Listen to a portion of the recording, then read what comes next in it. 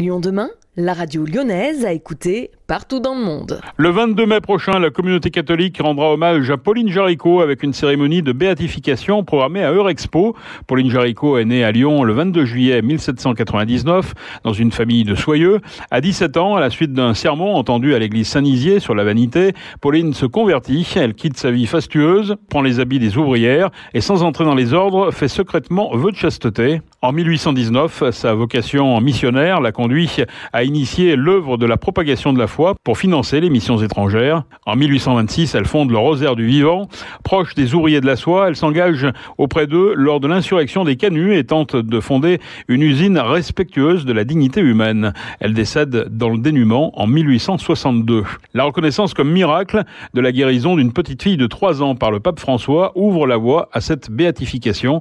Un reportage signé Cassandre Brault. La béatification ne reconnaît pas le statut religieux d'une personne, c'est le fait de déclarer un chrétien bienheureux à la suite d'un miracle reconnu. Et ce miracle, quel miracle! En 2020, le pape François attribue à Pauline Jaricot la guérison de la petite Méline. Cette cérémonie va donner l'idée à Marie et Olivier Malcoura de lui rendre hommage à leur manière. Aimer et agir, c'est le titre de ce livre qui retrace la vie de la missionnaire.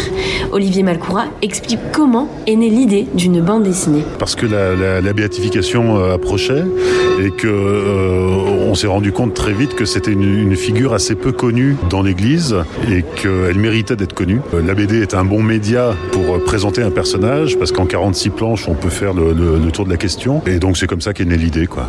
Une bande dessinée pour mettre en image la vie de Pauline Jaricot à l'occasion de sa béatification. Mais elle n'aurait pas été possible sans la reconnaissance de la guérison miraculeuse de Méline. À l'âge de 3 ans, cette petite fille frôle la mort en s'étouffant avec une saucisse. Cette tragédie va bousculer la vie de famille. Elle est racontée par son père, Emmanuel Tran, dans son livre autobiographique « Sauvée par un miracle ». Il avait commencé cet ouvrage pour expliquer à Méline comment elle avait été sauvée. Au final, les premiers lecteurs sont les proches de la famille et ce sont eux qui vont penser à la reconnaissance de ce miracle. Méline avait été qualifiée par certains de mes amis comme Miracle Méline, bien avant le miracle. Et finalement, des gens qui nous ont demandé de justifier en fait de son état de récupération. C'est une histoire magique et puis qui au-delà du miracle, peut permettre à certaines personnes de prendre un sens différent dans la vie, quoi. La vie bascule vite et c'est très rare qu'elle bascule positivement dans l'autre sens, quoi. C'est donc grâce à ce miracle que Pauline Jaricot sera béatifiée le 22 mai prochain. Les participants seront accueillis à partir de midi et la messe commencera à 15h.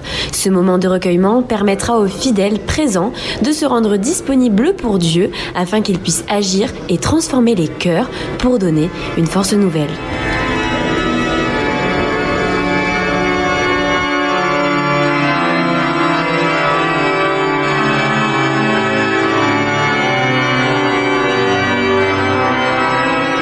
Merci Cassandre. La cérémonie de béatification de Pauline Jaricot se tiendra, je vous le rappelle, le 22 mai à 15h à Eurexpo. Elle devrait réunir près de 13 000 catholiques du monde entier.